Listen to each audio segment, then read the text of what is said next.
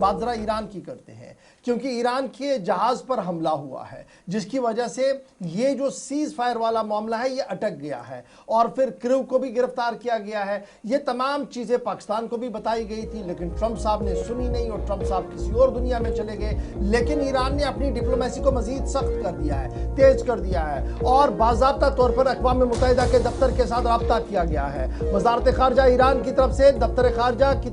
ख़ारजा Iran की तरफ से ये साफ कर दिया गया है कि ये तमाम मामला जो है वो यूनाइटेड नेशन सिक्योरिटी काउंसिल के सामने रखा जा रहा है और जो जनरल सेक्रेटरी हैं एंटोनियो गुटेरेस उनके सामने को रखा गया कि 19 अप्रैल को जिस तरीके से यूएस मिलिट्री फोर्सेस ने हमला किया जी ईरानियन वेसल पर, ईरानी जहाज पर, तब जब वो समंदर के किनारे पर था और सिर्फ जहाज पर हमला नहीं किया बल्कि क्रू को इस तरीके का शदीद दचका और नुकसान पहुंचाया कि जहाज को भी नुकसान पहुंचा और उसके फौरन बाद उसकी गिरफ्तारी के हवाले से भी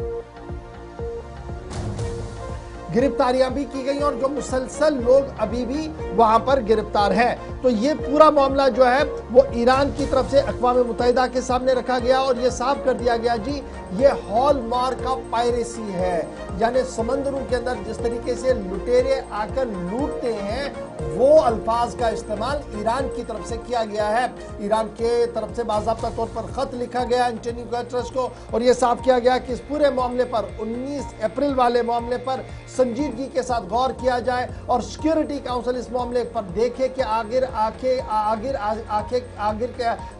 आगे कैसे चलना है और अगर सूरत हाल इसी तरीके से रही तो आबना हरमुस नहीं बल्कि रेड सी के अंदर और दीगर मकामात पर भी सूरत हाल कशीदा हो सकती है। ये वजाहतन तहरीरन अक़वाम मुत्तहिदा को लिख दिया है। अब देखना होगा कि अक़वाम मुत्तहिदा थी ईरान की